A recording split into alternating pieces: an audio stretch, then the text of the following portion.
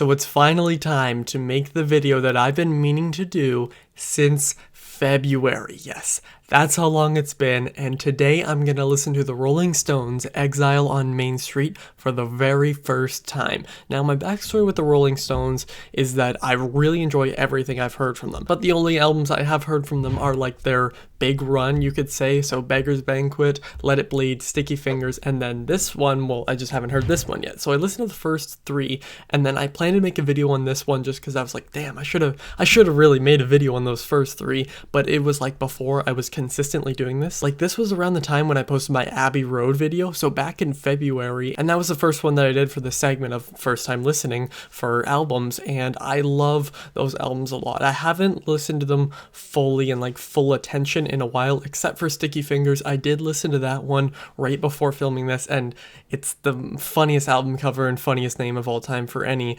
album, but I think it's utterly flawless. Like, on this listen, I'm just like, yeah, this is amazing. And then for the other ones, they have some songs I absolutely love. I'd say my two favorite Stones songs right now are, of course, Wild Horses, and actually my favorite would be No Expectations from Beggar's Banquet. I never hear them when you get talked about. I didn't even know it, and then I started playing. I'm like, damn, I love this. There's a ton from those albums, but going to Exile on Main Street here, I've heard that either this one or Sticky Fingers is the best. I've heard that it goes back and forth, but my uncle, who's a very big Rolling Stones fan, told me this one does kind of grow on you, so that is good to know while going into it. But this album came out in 1972. The tracks are Rocks Off, Rip This Joint, Shake Your Hips, Casino Boogie, Tumbling Dice, Sweet Virginia, Torn and Frayed, Sweet Black Angel, Loving Cup, Happy, Turd on the Run, Ventilator Blues, I Just Want to See His Face, Let It Loose, All Down the Line, Stop Breaking Down, Shine a Light, and Soul Survivor. There are 18 tracks here. The album is actually an hour and 7 minutes, as it says here, and I don't know any of the songs from it. I think this is the first Stones album I've gone into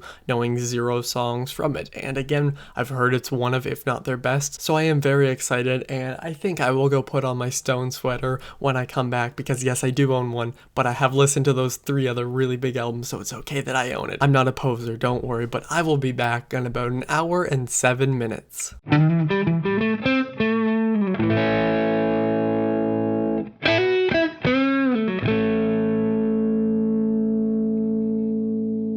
Okay, was it the masterpiece it has been hyped up to be? Almost. It's really close to that, and I know you can't really tell, but I am wearing a Stones hoodie. It's just kind of out of frame, but at least I fixed my chair, because my videos were down like this, and I didn't really figure out why. It's because my chair, you know, when you go like this, yeah, and I didn't realize that it was down. But anyway, talking about the album, it was fantastic. It is a long album. It's over an hour, and you can really feel it here. There are definitely times when, I have to adjust my chair, when it does kind of drag on a little bit, but there's no like specific songs, at least that I can think of first listen, that I can like point out being like the weaker ones, because I liked every single song in here. There are ones that I liked even more than others, but I will talk about that when I dive into the track list. But comparing it to the other albums, well, it's a little difficult to do because I have to listen to a majority of their albums, and then of course I have to listen to Beggar's Banquet and Let It Bleed again, but I didn't like it as much as Sticky Fingers, but it was really close. But when thinking about Sticky Fingers, it might be one of my favorite albums of all time. Like, now that I'm really thinking about it, every song is brilliant. I really love that album. But this one, I feel the same way, and I feel like, as my uncle said, that it will grow on me. There are definitely tracks, and this is very much a party album. You can tell straight from the opening that this is like a very party-ish album. Like, you could throw this on, at least back then. I doubt anyone now, because people are stupid now. But back in 1972, in the 70s or whenever, you could probably throw this on, people would be having a great time. And not saying that they wouldn't now. I'm just saying, like, the music that's popular now is very different from back in 1972. But some of the big standouts to me here were some of the guitar riffs. They were really cool, whether that's electric or acoustic. I think they both really stood out to me on a bunch of these songs. And Mick Jagger's vocals were really good. But when talking about the vocals of a Rolling Stones song, you kind of have to talk about Mick Jagger with the background vocals, you know, like all the extras, you could say, and it blended really well here. I think this is some of the best use of it, if that makes sense. And Jagger really has like a gritty style to his voice here. Like, it's obviously really shown in the other ones, but this one, I think it was the most apparent, where you can really hear it in his voice, and he has a lot of energy. Like, every time I listen to a Stones album, I can always picture him on stage. Obviously, he's one of the most famous frontmen of all time. Obviously, Stones are one of the top 3 biggest bands of all time, I'd say. And I think it's obvious that a lot of people consider him one of the greatest frontmen. And I think that's also great because you can hear it in the studio as well. Like, it's not just on stage that you see that. It comes through with the music here. It was really great. Yes, it was a little bit too long, although I don't know what I would exactly cut from it. And maybe when I listen to it again, I won't really feel that way, but let's jump into the track list. So it kicks off with Rocks Off, and I think that it is just like the perfect opening here. When I mean party album, I'm really talking about like this song and like the next ones, especially. You can tell even with the titles, but this one just really kind of sets the stage, and you know what's going to come through here. Everything in this song really seemed like it was really well thought out, if that makes sense. And then it goes into Rip This Joint, which I think again is just adding to the party fever of it. I think it really works. Same with Shake Your Hips. I mean, that's the one I was talking about when you're talking about, you know, literally explaining a party. Shake Your Hips, Rip This Joint, you know. And then Casino Boogie is one of the big ones, I think. Like the next 3 are like, or 4 even, I think, are like some of the big ones from this album, and it really worked. Rocks Off is 4 minutes and 33 seconds, it says, and then Rip This Joint is 2 minutes 23, Shake Your Hips is 2 minutes 59, and Casino Boogie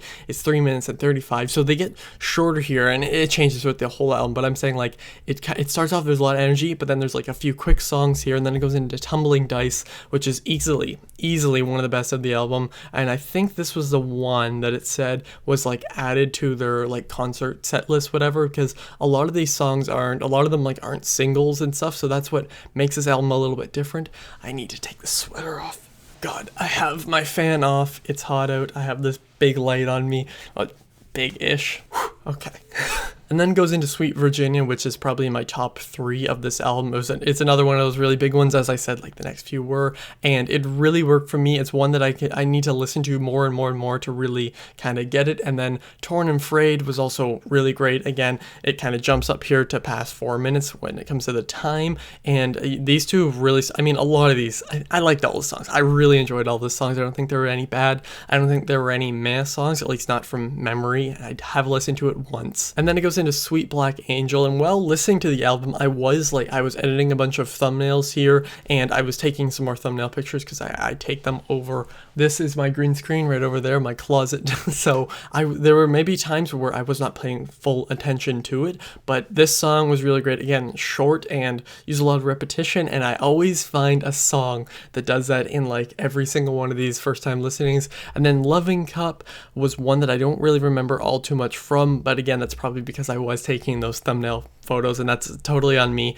Happy, even more use of repetition, really worked. Turd on the Run was just fun. I mean, it's a fun song, it's a fun name, it's pretty interesting. I just am curious to why this song is there, but I don't mean that in a bad way. And then Ventilator Blues and I Just Want to See His Face, I mentioned them at the same time because I'm pretty sure that they actually just like fade into each other. Like it goes from Ventilator Blues straight into I Just Want to See His Face, and this, like, I Just Want to See His Face was almost like beautiful in a way. I don't really know what it is. Maybe it's just like the odd beauty. And Ventilator Blues was another one that really stood out to me. And then Let It Loose is just adding, again, going back to the party thing, it really adds to the feeling, and I can just see like lights going crazy and people jumping around to a song like this.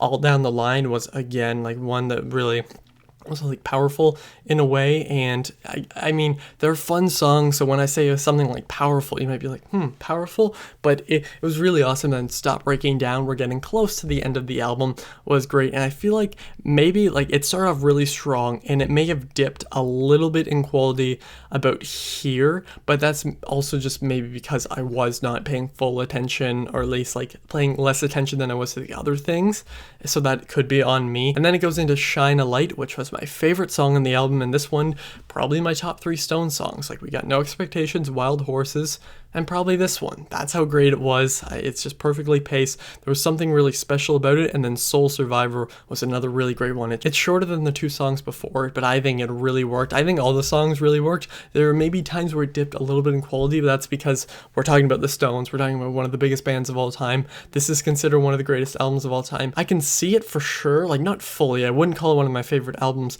but that's also because it's really hard for me to call an album one of my favorites on first listen. Like when we're looking at a lot of the Beatles stuff. Again, I've done lots of videos on the Beatles, and it's returning very soon, don't worry. A lot of these albums I've like started to have like maybe like one flaw with. Like with Abbey Road, I had like one song I didn't really like. Maxwell Silverhammer is still my least favorite. With Rubber Soul, Run for Your Life, it was like a little meh, but then I think about them more and I'm like, no, these are 5-star albums. It's kind of crazy. No More Tears is one by Ozzy Osbourne that I think really stood out to me, instantly became one of my favorites. And then of course, you know, Abbey Road and Rubber Soul has just climbed up. There's a bunch, even like Sgt. Pepper's, but this one was really great.